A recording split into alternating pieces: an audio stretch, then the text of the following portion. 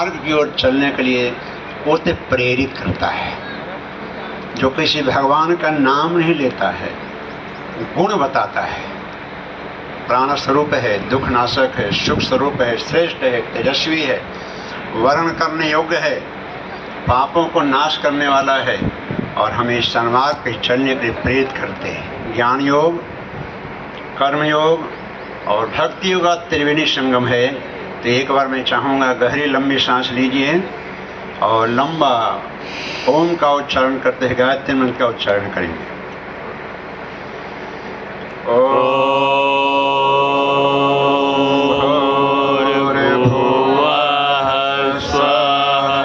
तत्सवितुर्वरेण्यं भर्गो देवस्य धीमहि धियो यो नः प्रचोदयात्। नमोस्तु गुरवे तस्मै गायत्री रूपिणी सदा यस्य वागमितं हन्ति विषम संसार संगकम। मंच पे विराजमान सभी विद्वद्जन सबको नमन करता हूँ और हमारे समक्ष जो भी हमारे स्नेही स्वजन आत्मीय जन हैं, युवा भाई बहन हैं, बच्चे भी कुछ दिख रहे हैं। आज 9 संवत्सर 2081 का प्रथम प्रतिपदा दिन। आप सबको बहुत बहुत मंगल कामना हो। गुरुदेव माता जी का सर्वसमर्थ सत्ता का खूब खूब आशीर्वाद आपको प्राप्त हो। 9:21 हो गया है। अब कितना टाइम दे सकता हूँ मैं आपको? मैं चाहता हूँ कि आपका समय हम ज़्यादा बर्बाद न करें। निवेदन इतना नहीं करते। बहन जी बोल दी हैं, हम बदलेंगे तो जैसी दृष्टि वैसी, जैसी दृष्टि वैसी आवाज़ आ रही है। जब हम चौथी में पढ़ते थे तो पिताजी एक मंत्र दिए थे जो हमको स्थूल शरीर को जन्म दिए। नारी ही कामी पियारी जिमी, लोभ ही प्रिय जिमी दाम, तिमि रघुनाथ निरंतर प्रिय लागहु महिराम। चौथी कक्षा में क्या कामना किए होंगे, लेकिन जो हम 20 वर्ष के हो गए, एक और ऐसे आध्यात्मिक माता पिता हमको मिले जो हमको 2 लाइन सिखाए।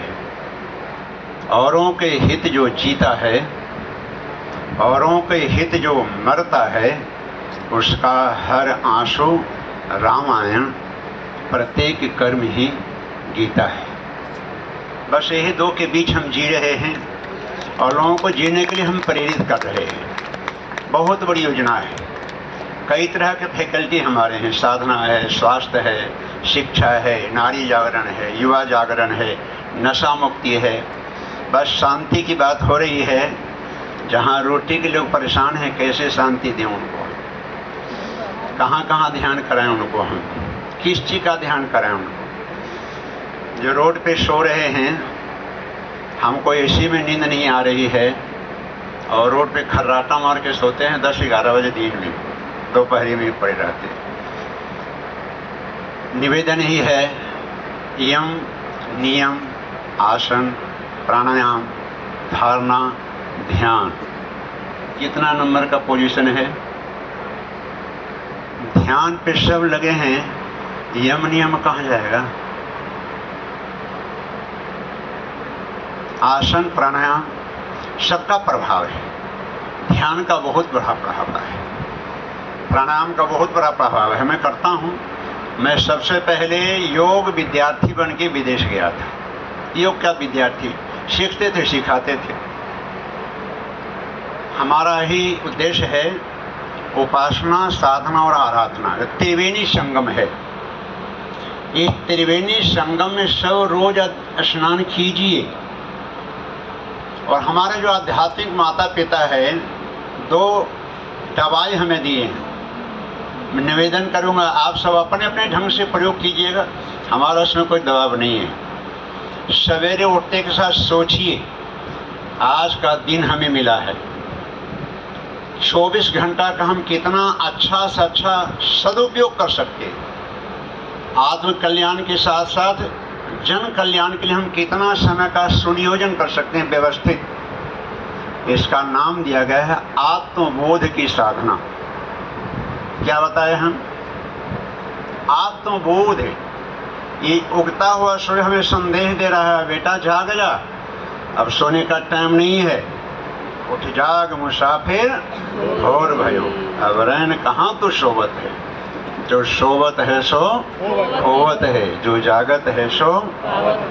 आंख खुला हुआ को जागा हुआ नहीं कहते हैं। जो दुनिया के दुख दर्द को अनुभव करता है और उसके समाधान के लिए साहसपूर्ण कदम बढ़ाता है, वो जगा हुआ है। जो स्वयं तिल तिल करके गलता है, जलता है, बीज के रूप में अंकुरित होता है, बट वृक्ष बनता है और असंख्य लोगों को आश्रय देता है।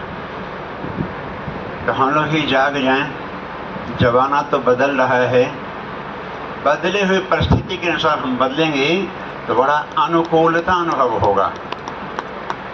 अभी ठंडी का समय था, गर्मी आया तो ये चालू हो गया। और इसके पहले क्या चला रहे थे आप? अभी 2-3 माह पहले क्या चला रहे थे? मौसम बदल गया तो तरीका भी बदल गया। बिजली एक ही है, बिजली एक ही है, लेकिन गर्मी में इसका उपयोग नहीं कर रहे थे, इसी का दूसरे रूप में रूपांतरण कर लिए थे। गर्मी आ गया तो इसका उपयोग कर रहे थे। परमपिता परमेश्वर एक ही हैं, लेकिन देश काल परिस्थिति के अनुसार उनकी रणनीति बदल जाती है। भगवान राम आए थे तो मर्यादा पुरुषोत्तम बन के आए थे, लेकिन भगवान कृष्ण आए तो लीलाधारी बन के आए थे। कल बल छल सब कुछ किए थे दुष्टता के दमन के लिए। आज कुछ ऐसा ही चल रहा है और बड़ा व्यापक प्रयोग हो रहा है। हम लोग तो एक ही काम में लगे हैं, नित्य सवेरे उठिए, दिन भर का व्यवस्थित दिनचर्या बनाइए और तदनुरूप जीने का व्यवस्थित प्रयास कीजिए, साहसपूर्वक कदम बढ़ाइए। और रात में क्या करना है? दिन भर जो भी अच्छा किए उनको धन्यवाद दीजिए कि आपकी कृपा से इतना हम अच्छा कर पाए। अपने आप को पीठ ठोक लीजिए, आप उनके इंस्ट्रूमेंट हैं, कंट्रोल उनके हाथ में है। नहीं, आप भी कुछ स्थूल शरीर से साहसपूर्ण कदम बढ़ाए थे, वो उंगली पकड़ के आपको आगे ले जा रहे हैं। लेकिन रात में निश्चिंत होकर सोइए, सारा हिसाब किताब दे दीजिए मालिक को।